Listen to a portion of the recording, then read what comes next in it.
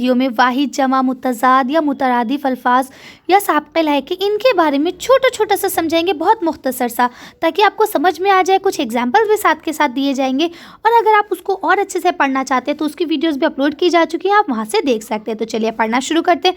तो सबसे पहले हम लोग पढ़ेंगे वाहिद जमा के बारे में। तो देखिए, वाहिद किसे कहते हैं? एक को, ठीक है, और जमा किसको कहते हैं? एक से ज़्यादा को। जैसे आपने हिंदी में पढ़ा होगा एक वचन बहुवचन, इसी तरह से इंग्लिश में आपने पढ़ा होगा सिंगुलर प्लूरल, ठीक है, उसी को हम लोग क्या कहते हैं उर्दू में? वाहिद जमा। तो देखिए क्या लिखा है, एक चीज़ को वाहिद कहते हैं, जैसे किताब, लड़का वगैरह, और एक से ज़्यादा जब कोई चीज़ होती है उसको हम जमा कहते हैं, जैसे किताबें, लड़के वगैरह, ठीक है। अब देखें, यहाँ आपको वाहिद दिया है चीज़, तो आपका जमा क्या हो जाएगा? चीज़ें, ठीक है। इसी तरह से क्या देखा है? गिलहरी, तो क्या हो जाएगा? गिलहरियाँ। नसीब क्या हो जाएगा? नसीबों। खूबी क्या हो जाएगा? खूबियाँ। तो ये क्या है? आपके कुछ एग्जाम्पल्स हैं किसके? वाहिद जमा के। चलिए आगे पढ़ते हैं। अब देखिए, यहाँ आपको नेक्स्ट में पढ़ाऊंगी मुतज़ाद अल्फाज के बारे में। तो देखिए, मुतज़ाद अल्फाज क्या होता है?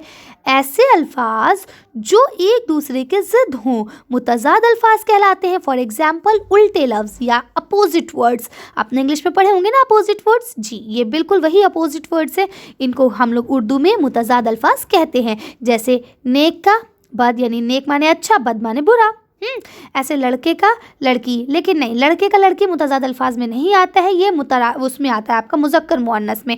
तो ये एग्जाम्पल गलत है, आप इसको नहीं देखेंगे, ओके, क्योंकि मुज़क्कर मुअन्नस जो होता है उसमें आता है लड़के का लड़की, ठीक है। उल्टे लफ्ज़ जो चेंज द जेंडर, देखिए आपने इंग्लिश में पढ़ा होगा, चेंज द जेंडर और अपोजिट वर्ड दोनों में डिफरेंस है थोड़ा सा, ठीक।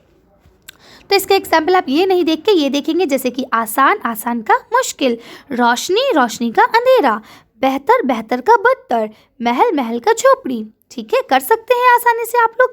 चलिए अगला पढ़ते हैं। अब देखिए, नेक्स्ट मैंने आपके लिए बनाया है मुज़क्कर मुअन्नस। तो आप लोग देख सकते हैं, मुज़क्कर और मुअन्नस का मतलब होता है चेंज द जेंडर, यानी कि फीमेनेंस और मेंसनेस, ठीक है। तो अब देखिए यहाँ क्या लिखा है आपका? लिंग बदलो जिसे कहते हैं।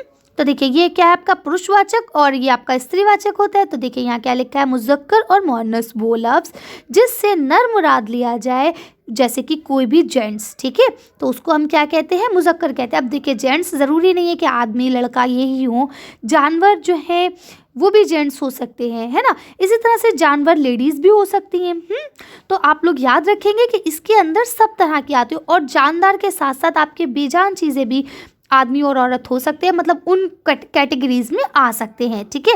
जैसे देखिए, घोड़ा, घोड़े का अगर देखिए, ये देखिए ये लिखा ना, मुअन्नस किसे कहा जाता है? जो मादा हो, यानी जो लेडीज़ हो, लड़की हो। तो देखिए, अब घोड़ा जो है वो जेंट्स में आएगा, जबकि घोड़ी लेडीज़ में आएगी, है ना। ऐसी मर्द, मर्द का क्या हो जाएगा? औरत। ऐसी लड़का, लड़के का क्या हो जाएगा? लड़की। बकरा, बकरे का क्या हो जाएगा? बकरी। ऐसे यहाँ देखिए, बाप, बाप का क्या होगा? माँ। बेटा, बेटी। लड़का, लड़की। भाई, बहन, कर सकते हैं आसानी से। चलिए आगे पढ़ते हैं। अब ये आपका अगला लिखा मुतरादिफ अल्फाज। अब मुतरादिफ अल्फाज किसे कहते हैं? सिनोनियम्स, ठीक है। इंग्लिश में पढ़ा होगा आपने सिनोनियम्स, यानी ऐसे लफ्ज़ अलग अलग होंगे लेकिन मीनिंग उनके सेम होंगे। यानी देखिए क्या लिखा है, हम माने अल्फाज मुतरादिफ अल्फाज कहलाते हैं। कैसे? जिनके देखिए लफ्ज़ अलग होंगे, लेकिन अब जैसे मैं कहूँ सूरज, सूरज माने भी सन होता है, अब सन का तो सन माने भी सन है।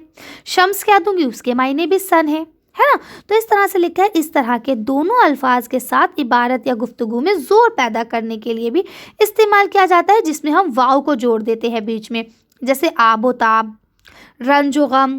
देखिए, अब देखिए, रंज माने भी गम है, गम माने भी गम है। गौर और फिक्र दोनों का मतलब है सोचना, है ना। तो इस तरह से ये आपके एग्जाम्पल यहाँ दिए गए, आप देख सकते हैं आप किस तरह से ख़त व किताबत, है ना, खुशी और मस्त, इस तरह से मतलब बहुत सारे ये आप देख सकते हैं। सैर व सियासत, ऐश व इशरत, शान व शौकत, ठीक है। तो क्या है ये मुतरादिफ अल्फाज किन्हें कहते हैं? हम ऐसे अल्फाज जो दिखने में अलग अलग हैं लेकिन दोनों के मीनिंग जो है वो सेम है। इन सब के डिटेल मैंने अलग से वीडियो अपलोड कर दी गई है। ये सिर्फ आपके लिए एक छोटी सी वीडियो बनाने की, अगर आप देखना चाहें तो एक बार में सारी चीज़ों को समझ सकते हैं। चलिए नेक्स्ट पढ़ते हैं। अब देखिए यहाँ आपका नेक्स्ट क्या लिखा है, हमसूरत अल्फाज। हमसूत अल्फाज का मतलब क्या होता है, सूत माने होता है। देखिए सूत जो है ये आपका फारसी का वर्ड है, यानी कि सुनने की ताकत, यानी जो आपको सुनने में एक जैसे लगे। जब आप उन्हें पढ़ेंगे तो आवाज़ एक जैसी आएगी, लेकिन उनके मीनिंग बिल्कुल अपोजिट भी हो सकते हैं और बिल्कुल एक आसमान एक ज़मीन की तरह भी हो सकते हैं। तलफ़ुज़ करने में और सुनने में वो बिल्कुल एक जैसे लगेंगे, लेकिन जब आप उनके मायने देखेंगे तो वो बिल्कुल अलग होंगे। देखिए यहाँ क्या लिखा है, ऐसे अल्फाज जिनका तलफ़ुज़ है ना, जो हम ये बोल रहे हैं, ठीक है, बाहम एक जैसा होता है। यानी तलफ़ुज़ बोलने जब हम बोलते हैं तो जो उसकी आवाज़ निकलेगी वो एक जैसी निकलेगी, ठीक है, यानी यकसा आवाज़ों वाले हुर्फ, यानी यकसा माने एक जैसे, ठीक है, आवाज़ों वाले हुर्फ पर ख़त्म होते हैं, यानी जो एक जैसी आवाज़ वाले हुर्फ पे ही ख़त्म होते हैं, ये हमसूत अल्फाज कहलाते हैं, ठीक है, मगर इनके माने मुख्तलिफ होते हैं, जैसा कि मैंने अभी आपको बताया। अब यहाँ मैंने कुछ आपको एग्जाम्पल के तौर पे दिखाए हैं छोटे छोटे, तो आप देखते हैं। जैसे अब ये आम, आम माने मैंगो, ठीक है ना, मैंगो हम सब खाते हैं, लेकिन यहाँ देखिए ये भी आम है, ठीक, लेकिन लिखने का स्टाइल अलग है दोनों का, ये अलग तरह से लिखा गया, ये अलग है, लेकिन इस आम का मतलब है मैंगो, जबकि इस आम का मतलब है आम, पब्लिक, आम लोग। इसी तरह से ये कसरत माने है ज़्यादा, कि ये चीज़ कसरत से मत खाओ, आम कसरत से मत खाओ, पेट में दर्द हो सकता है। तो ये कसरत क्या है, ज़्यादा, और ये कसरत आपकी एक्सरसाइज हो गई, कि मैं कसरत रोज़ करती हूँ, मैं रोज़ एक्सरसाइज करती हूँ, है ना। तो बोला देखिए एक जैसा, अगर मैं आप यहाँ पे लिखा हुआ ना देखिए, अपनी आंखें बंद करें और सिर्फ मेरी आवाज़ सुने, तो कसरत और कसरत कोई फ़र्क नहीं है दोनों में। आपको लगेगा, हो सकता है मैम कसरत ज़्यादा की बात कर रही है, और हो सकता है कि मैम कसरत का मतलब एक्सरसाइज की बात कर रही है ना। आगे क्या लिखा है, आज, आज माने आज, ये वर्कशीट मैंने आज ही अपलोड करी है, ये वीडियो मैं आज ही कर लूँगी। और ये आज, इसका मतलब पता है क्या होता है, हाथी। बताइए, बिल्कुल ज़मीन आसमान का फ़र्क है नहीं, लेकिन बोला क्या जाएगा, ये भी आज बोला जाएगा और ये भी आज बोला जाएगा, ठीक है। इसी तरह से लिखा है अलम, और ये भी लिखा है अलम, ठीक है। अब इसका और इसका दोनों का मतलब अलग अलग है। तो इस वाले अलम का मतलब क्या होता है, आपका गम, दर्द, तकलीफ़, है ना, और इस अलम का मतलब होता है झंडा। तो है दोनों में ज़मीन आसमान का फ़र्क।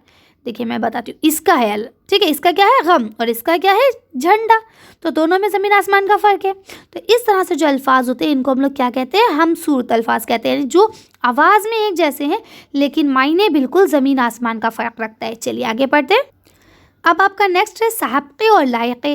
तो अब साबक़े क्या होते हैं और लायक़े क्या होते हैं, चलिए इसको पढ़ते हैं। तो देखिए यहाँ पहले आपको एग्जांपल दिया गया है साबक़े के, ऐसे हुर्फ जो किसी लफ्ज़ के शुरू में जोड़ दिए जाएं और उस लफ्ज़ का हिस्सा बन जाएं, ठीक है, साबक़े कहलाते हैं।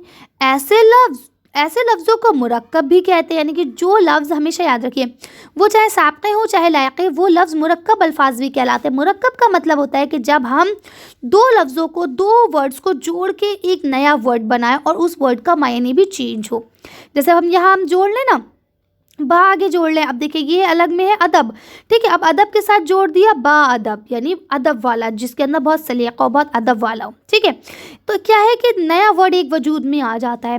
तो ऐसे लफ्ज़ जो दो लफ्ज़ों से मिल के बनते हैं उनको मुरक्कब कहते हैं। फ़िलहाल यहाँ हम साबक़े लायक़े की बात कर रहे हैं, तो साबक़े उन्हें कहा जाता है जो किसी हर्फ के आगे जोड़े जाए। जैसे अब अन है, तो देखिए अनमोल, अनपढ़, अनजान। अब देखिए बा जोड़ा हमने, बा अदब, बाशऊर, बा इल्म, ठीक है। इसी तरह से बे जोड़ा, बेशक, बेवजह, बेशुमार। तो क्या है, ऐसे वर्ड्स जो हम आगे जोड़ते हैं, जैसे हिंदी में हम लोग क्या बोलते हैं, उपसर्ग और प्रत्यय, है ना, उपसर्ग और प्रत्यय पढ़ा होगा आपने। चलिए अब तो ये हमने पढ़ा साबक़े के बारे में। साबक़े यानी कि आगे जोड़ा जाता है, हमेशा याद रखिएगा क्योंकि बच्चे इसमें कन्फ्यूज़ होते हैं, ठीक है। साबक़े हमेशा आगे जोड़े जाते हैं और लायक़े हमेशा पीछे। चलिए लायक़े के बारे में पढ़ते हैं। अब देखिए ये लिखा है लायक़े, अब यहाँ क्या लिखा है, ऐसे हुर्फ जो किसी लफ्ज़ के आखिर में जोड़ दिए जाएं और उस लफ्ज़ का हिस्सा बन जाए, लायक़े कहलाते हैं। जैसे कि अब यहाँ क्या लिखा है, अफ़ज़ा, तो रूह अफ़ज़ा है, हौसला अफ़ज़ा, हिम्मत अफ़ज़ा। तो इस तरह से ये बन गया। अब ये अंगेज़, हैरत अंगेज़, दहशत अंगेज़, दर्द अंगेज़, है ना। इसी तरह से बान, तो क्या है, गाड़ी बान, बागबान, दरबान। तो इस तरह से हम बना सकते हैं। ये आपके एग्जाम्स में आते हैं। इसके लिए डिटेल मैंने अलग से आप लोगों के लिए अपलोड कर दिया है, आप लोग चाहें तो वीडियो भी देख सकते हैं। फिलहाल मैंने इसमें छोटा छोटा आपको बता दिया ताकि आपको एक जगह पे सारी चीज़ें पता चल जाए। ये बिल्कुल बेसिक बात है, अगर आप ये अभी सीख लेते हैं तो आपके 12th तक बहुत काम आने वाली है। चलिए तो आज की वीडियो का हम खत्म करते हैं। अगर आपको हमारी वीडियो पसंद आई हो तो प्लीज़ इसे लाइक और शेयर करें। अगर अभी तक आपने हमारे चैनल को सब्सक्राइब नहीं करा है तो प्लीज़ हमारे चैनल को सब्सक्राइब करें। Thank you for watching.